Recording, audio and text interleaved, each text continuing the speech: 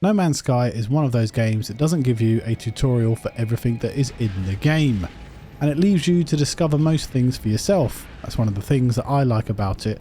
So in this video we're going to go through 15 things expert players know in the game that many may not. And number one is locating substances. If we go into our catalogue and guide, we go to materials and items, you can see all of the materials you have found so far in the game, including exotic materials and core materials. If I wanted to find emerald, I could click on it here and it will locate emerald for me. Now there's none in this system, so I go into the galaxy map and you'll see here that it has marked emerald for me. And this is one way we can find worlds as well. We can go into plants and we can find star bulb, and this will help us not only locate star bulb but also locate lush worlds, as star bulb is only found on those lush worlds, humid worlds, those wonderful worlds we all like to find.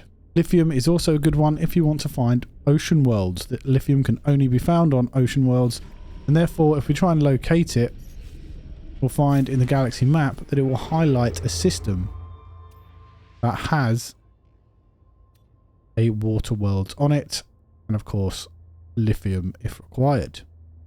And of course we have to go to our current mission to find these, and that's in the destination tab by pressing left or right on my D-pad here. Go to current mission. Another one, but yet an easier one, is to actually collect materials from your starship. By shooting materials from your starship onto the ground, you'll be able to collect loads and loads of materials that are usually found on that world. We're on a bit of a lush world here. As you can see, I'm going quite close and I'm collecting things like condensed carbon. If we'll shoot it, please. I'm collecting some carbon as well, the hydrogen, ferrite dust and oxygen, and all of the materials that we can find. You can't do this with those mined mineral materials. It's also a very good way of getting those pesky Corvette modules. Go onto a world with salvaged scrap available, shoot the salvaged scrap, and you'll get the Corvette modules into your ship. Ever find yourself wandering around in a storm and thinking, oh, for God's sake, this is absolutely terrible, I hate storms? Well, do not be so dismissive of them. In this superheated atmospheric storm, our jetpack improves with efficiency, and the fuel of it will go down much slower, and we essentially have an infinite amount of jetpack fuel in this superheated storm. And different storms give you different benefits. So the jetpack in storms, the mining ability in blizzards is much better. Your mining beam will not overheat. Your yields when mining will be greater in radioactive storms. Sprinting becomes much easier in toxic storms. So don't think that they are absolutely negative. There are some benefits to wandering around in storms in No Man's Sky, as long as you can suffer them.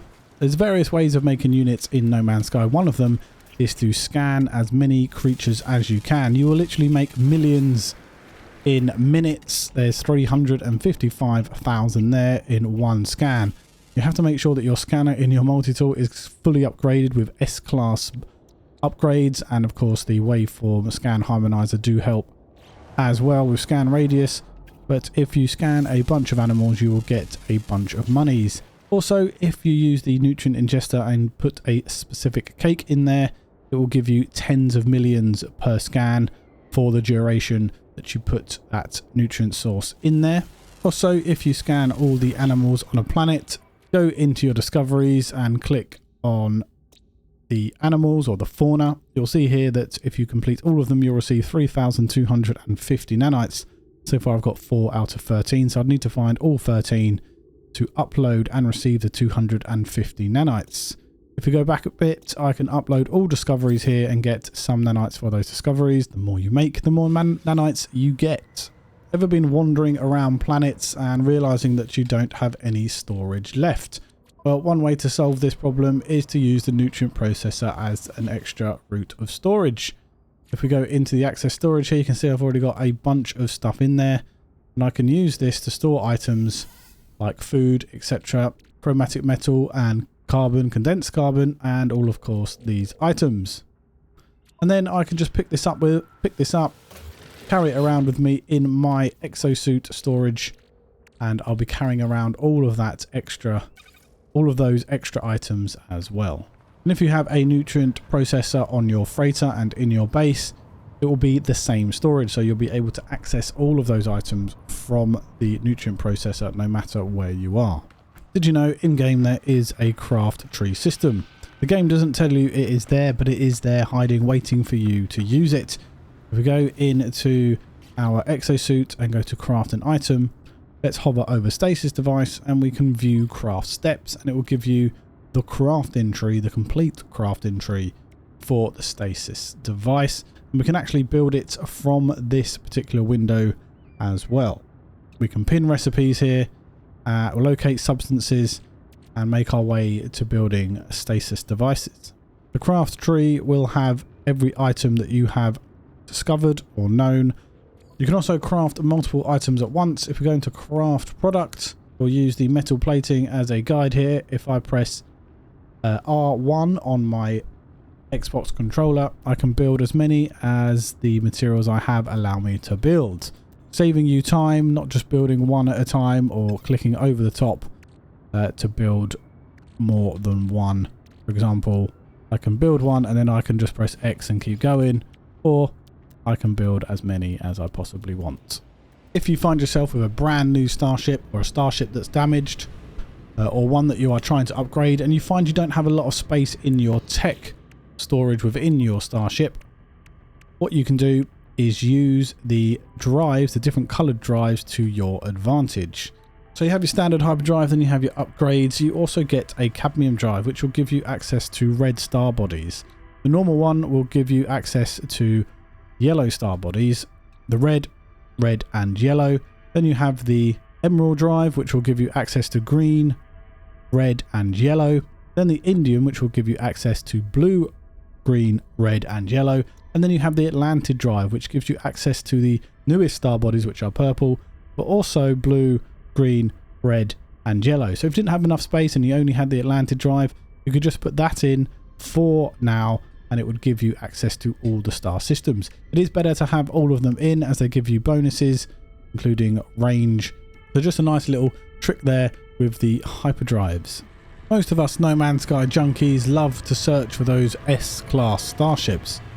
And S-class starships can be found in any system, anywhere. However, you can increase your chances of finding S-class ships by coming to an outlaw station. If you go to high-tech 3-star systems, I think there's like a 2% chance of finding S-class whilst at an outlaw station. It is slightly higher, so definitely one of the better ways to go around starship hunting if you're looking for that wonderful S-class ship, whatever the variant may be.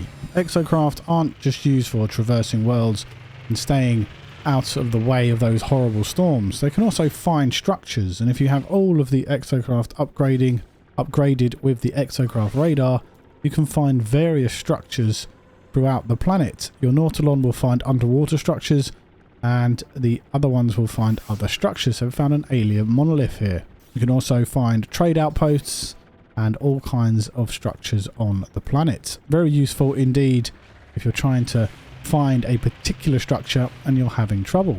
Ever found yourself trying to get to the center of the universe and having to make jump after jump after jump? Well, if you find yourself a portal, you can get to the center of any galaxy very, very quickly. Find a portal in that galaxy and just enter all of the first item, which is the sunset, into the portal, and it will send you very, very close to the center of the galaxy indeed.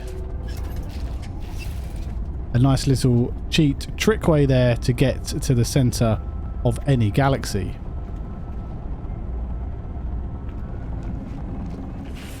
As you can see, players have left bases and landing pads all over the place over this particular portal, which is very close to the center of the 10th galaxy, SMTAM. And just to show, let's go into the galaxy map here and see just how close we really are.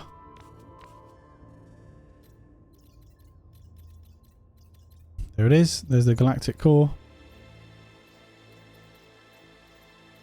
And look, we are very, very close to the center. Ever found yourself in a sticky situation and fighting a bunch of sentinels? Maybe you're in a little bit of trouble, you've underestimated it or whatever.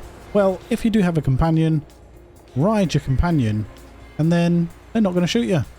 They will not shoot you if you are riding on your companion. Don't know why, but it's one way of getting out of a fight if you are in a sticky situation. This is a terrible, terrible companion. Nonetheless, it shows what a companion can do for you, even if you don't really use them. Building your own base can be one of the most fun things to do in the game, and there's lots of different options for you with which to build. But did you know there are more than one option available to you on the screen here? If we go over one of our timber construction components, we see here that if I press Y, I can view the variants, and that will load up the different variants for me. So there are actually different styles of the same item. We can do horizontal timber as well. That will load up the different variants of those.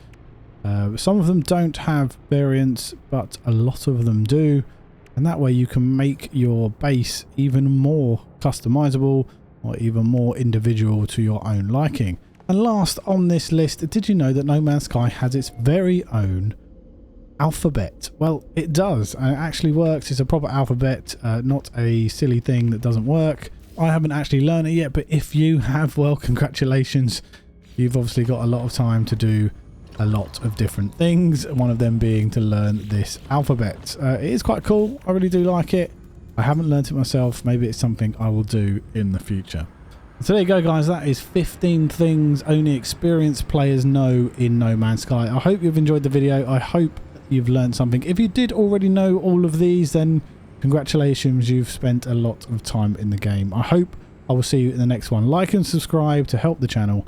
Take care out there, and bye-bye.